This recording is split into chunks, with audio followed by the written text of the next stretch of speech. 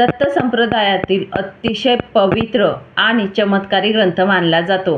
या ग्रंथाचे पारायण आपण सप्ताह कालावधीसारखं सुद्धा करू शकतो किंवा दररोज अगदी 1 अध्याय पठण केला किंवा 3 अध्याय पठण केले दररोजच्या जीवनामध्ये तरी सुद्धा चालतं।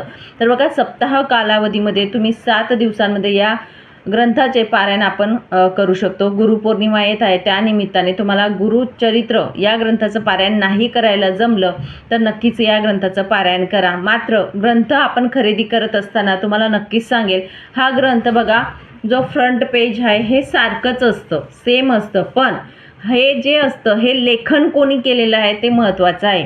आता बघा, मूळ लेखन जे आहे ती शंकर भट्ट यांनी केलेलं आहे, श्री शंकर भट्ट यांनी केलेलं आहे आणि मराठी अनुवाद जो आहे तो श्री हरिभाऊ निटुरकर यांनी केलेला आहे।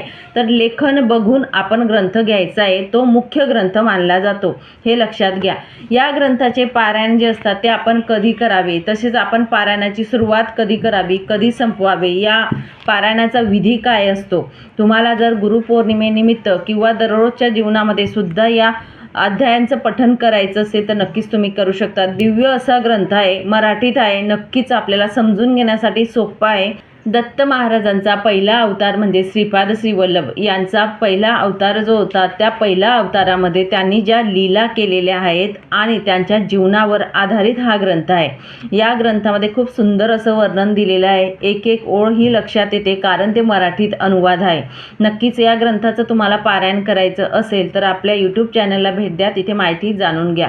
सप्ताह कालावधीमध्ये आपण कसं करावं किंवा दररोजच्या जीवनामध्ये आपण पठण करू शकतो का, या प्रश्नांची उत्तरं तुम्हाला मिळून जातील। श्री स्वामी समर्थ।